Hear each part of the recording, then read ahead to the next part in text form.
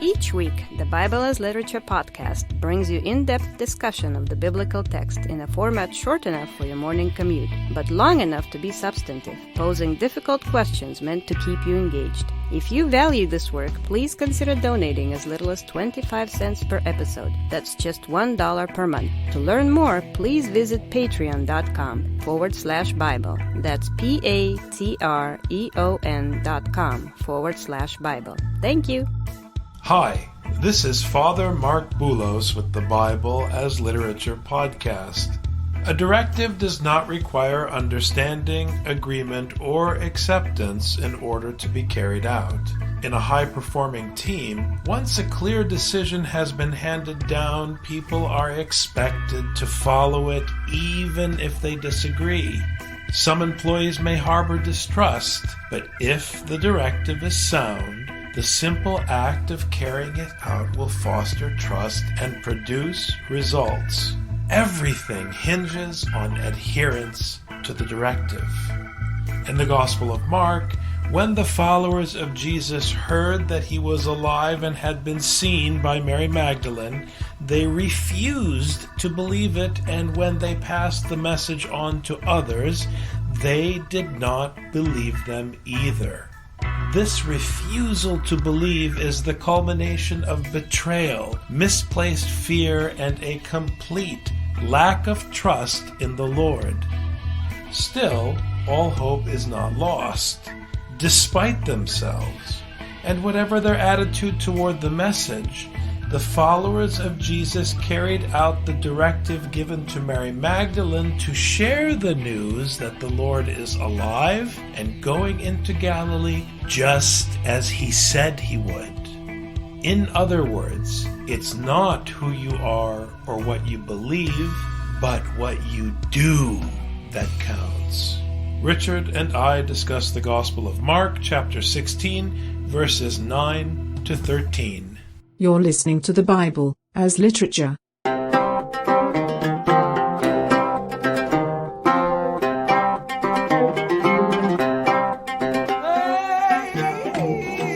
Hi, this is Father Mark Boulos. And this is Dr. Richard Benton. And you are listening to episode 212 of the Bible as Literature podcast. We continue down the trail to the conclusion of the Gospel of Mark. We're not going to wrap up this week.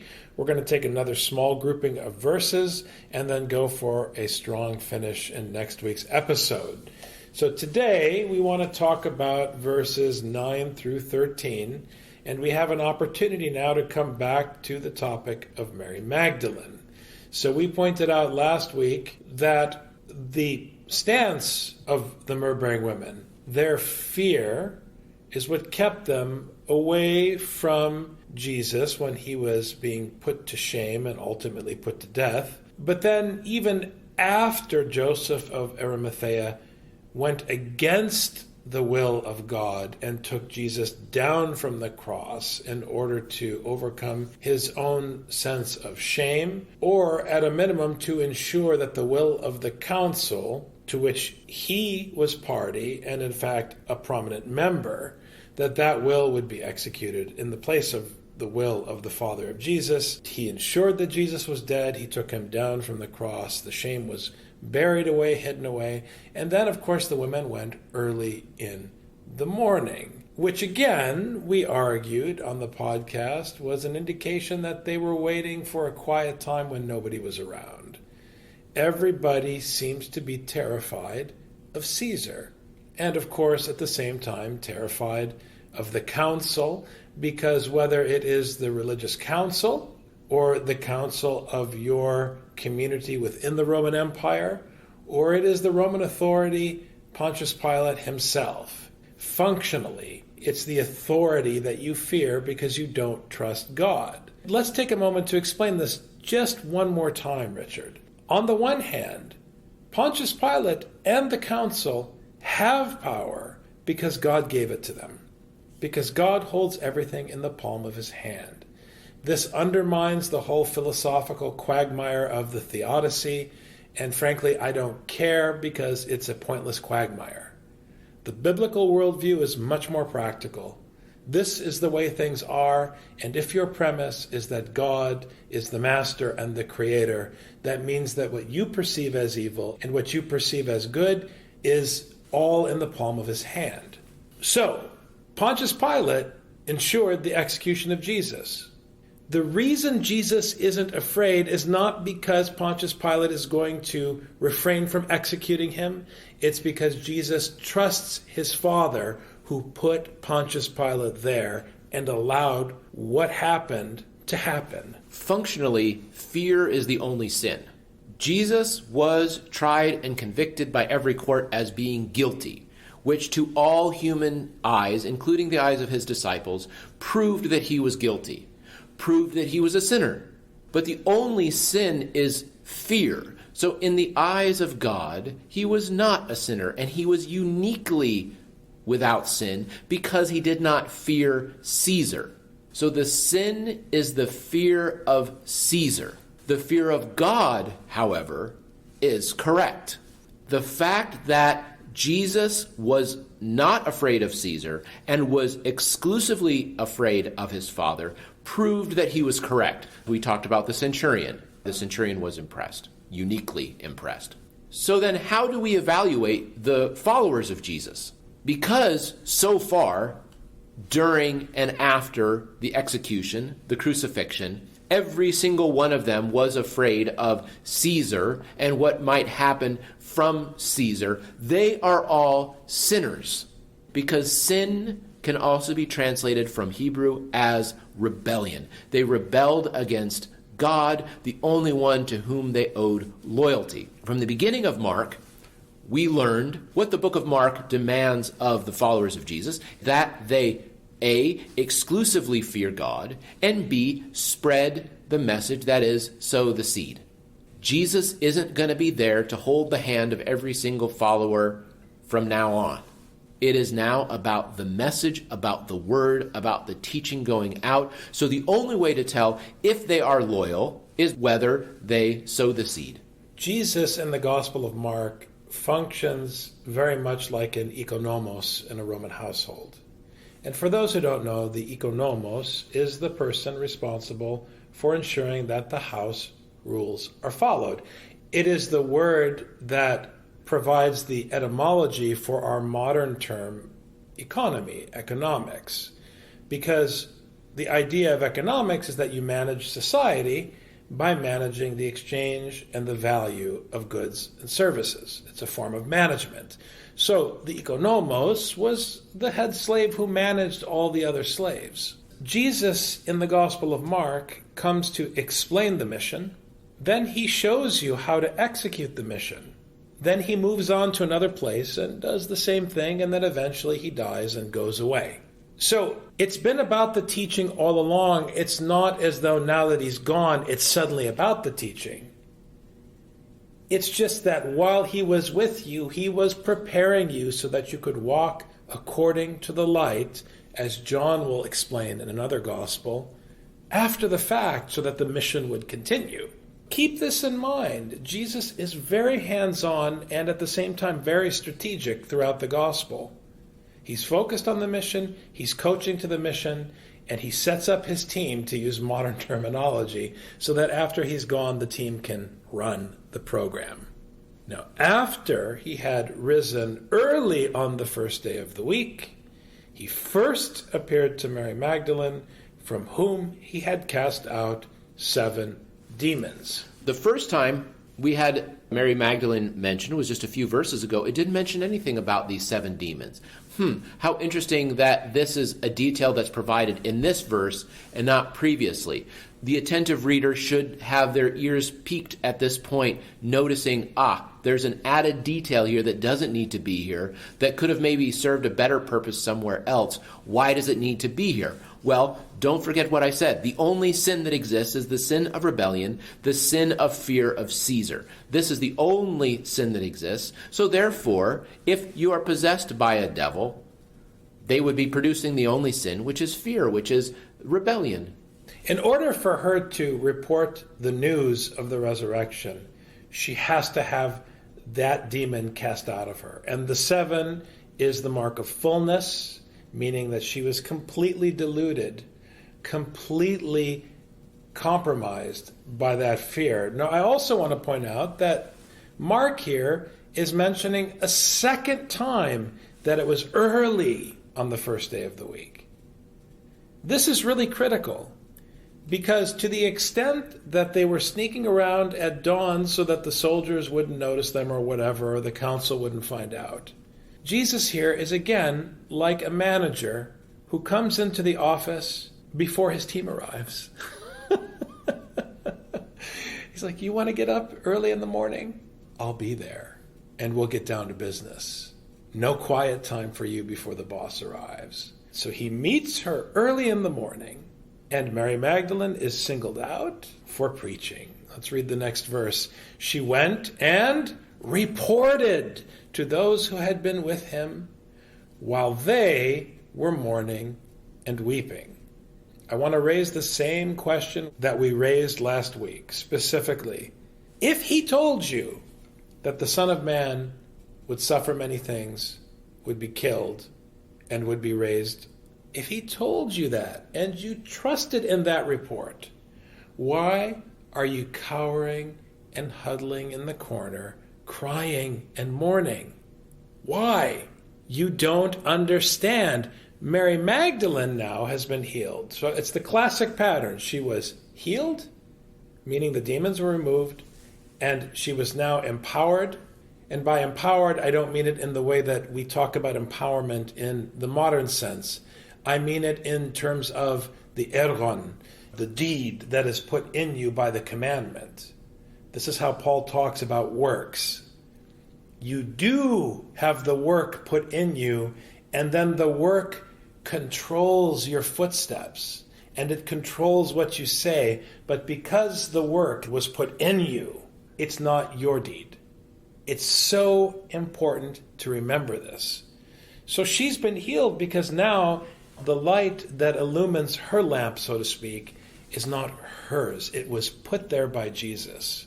And that's the light that ensures that you don't walk in the darkness. This was the detail that changed Mary Magdalene from one who was fleeing, trembling, amazed, and would not say anything to anyone, to someone who was then ready to do the work. It took the casting out of the demons. It took recollection of that fact before she was able to do the work, as you say. And when they heard that he was alive and had been seen by her, wait for it, they refused to believe it. And here, once again, I have to keep saying this. Apisteo means without trust. I don't trust.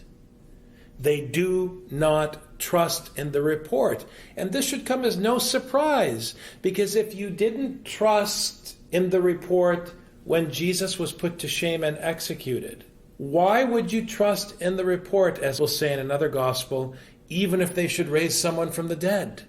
If you didn't believe Moses and the prophets, why would suddenly the resurrection change your opinion?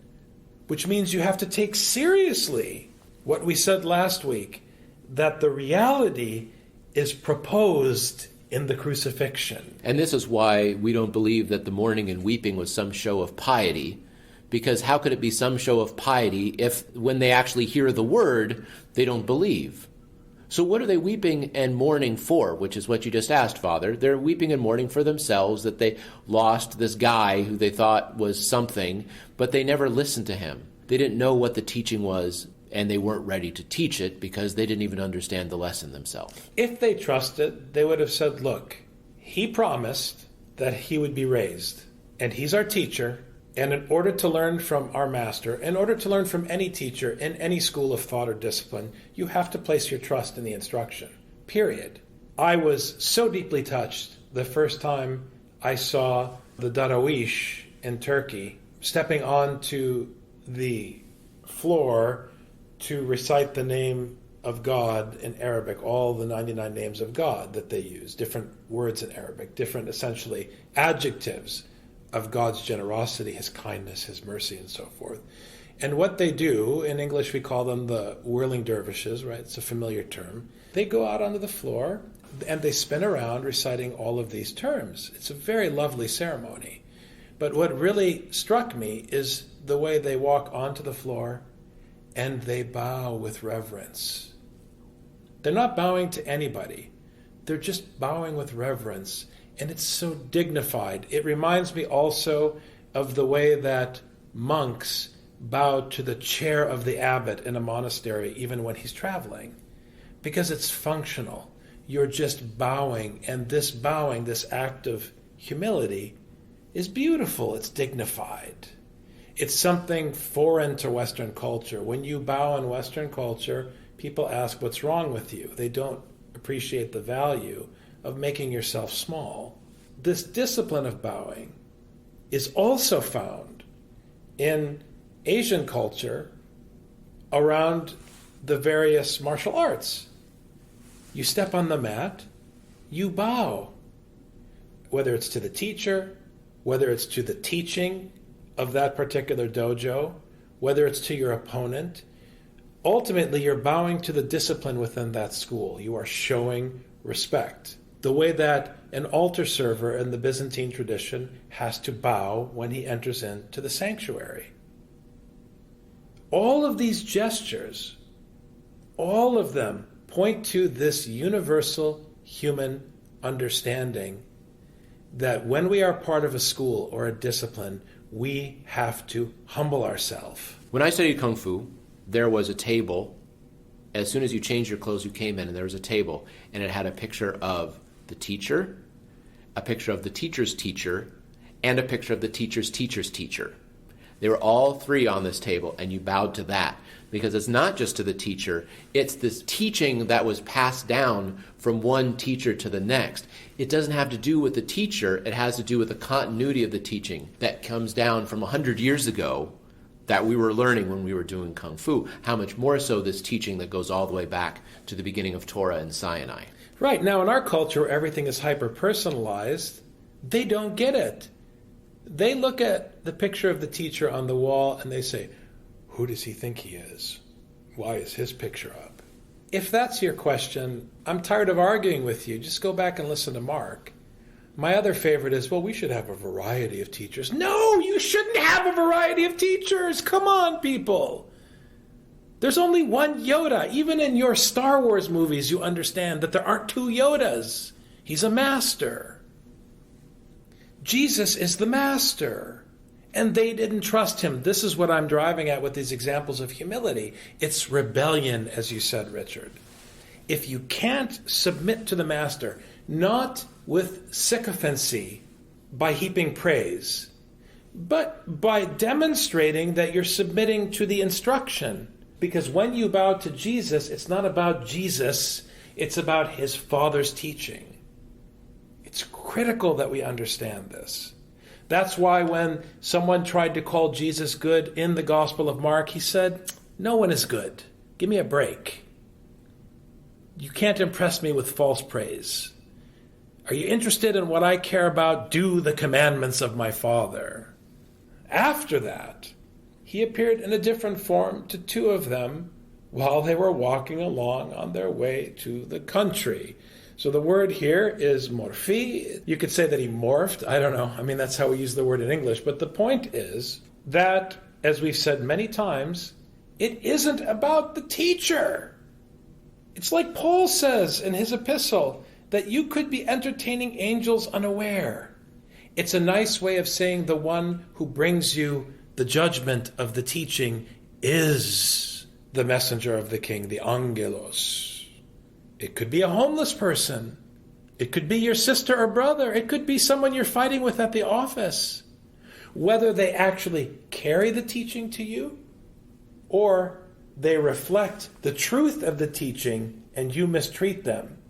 Either way, you're entertaining an angel unaware. And that's exactly what it is, unaware that the form is not what's important. It's the word that's important. So Jesus can appear in any form.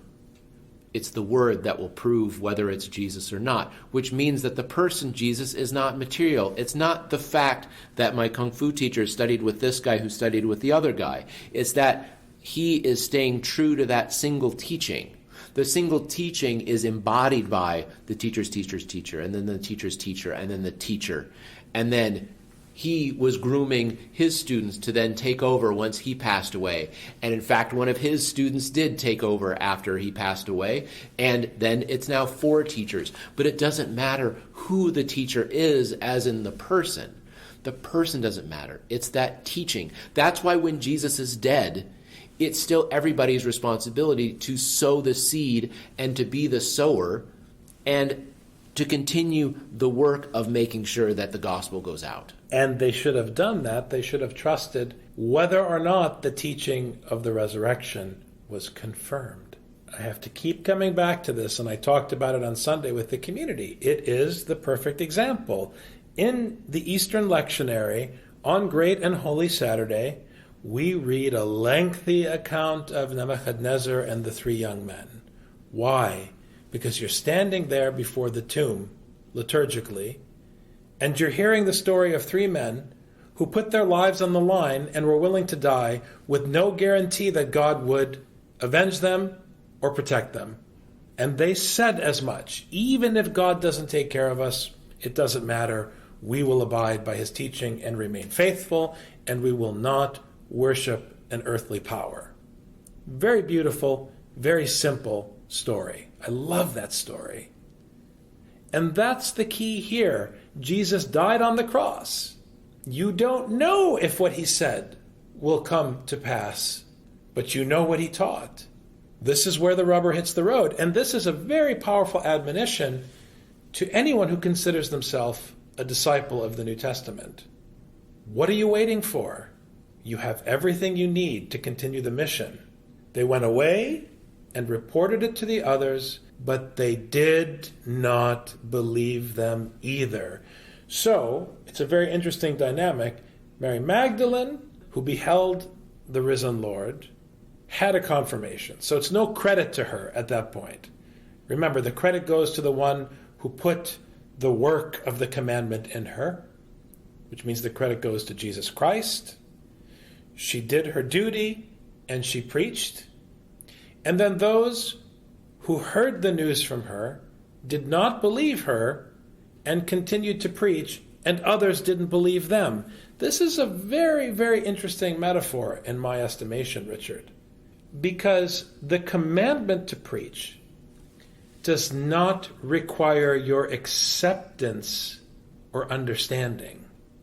This is very difficult for systematic theologians because they want to first decide that they have the right tapestry of ideas and then get everyone to sign off and then go off and make everyone agree to their tapestry of ideas. But that's not Scripture.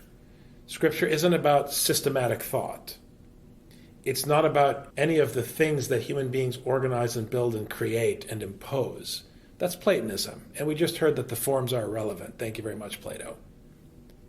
What Scripture is interested in is obedience and duty. We just saw Jesus obey right to the end. So now, in a way, they're passing a test. They still don't trust, but they're doing the work. They're still sharing the news. It's positive. And so we'll see in the narrative arc of the New Testament, we'll see what happens when people begrudgingly still preach the content of Scripture. The beauty of this scene is it completely undermines a word which a lot of Christians like to use, which is unbeliever. When Christians say the word unbeliever, they talk about people who are outside of our group, outside of the church.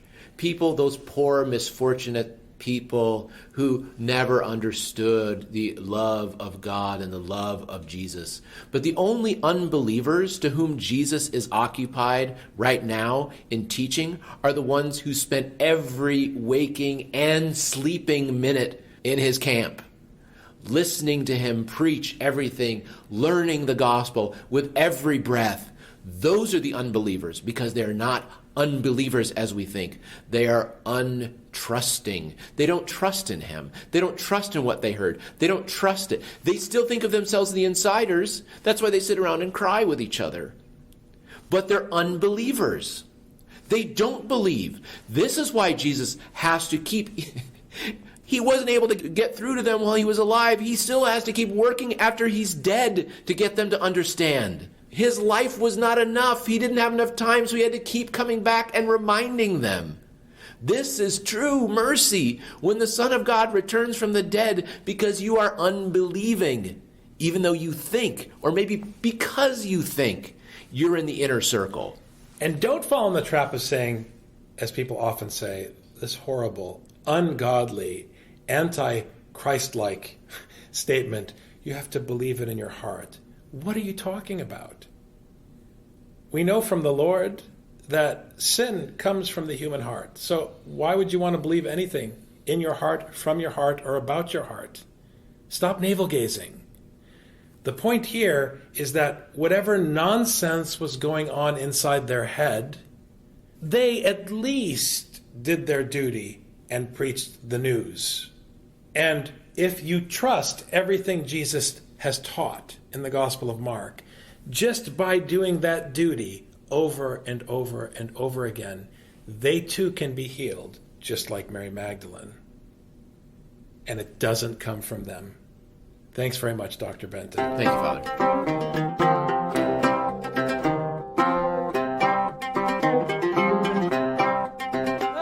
You've just heard the Bible as literature. Thanks for listening. The Bible as Literature is a production of the Ephesus School Network.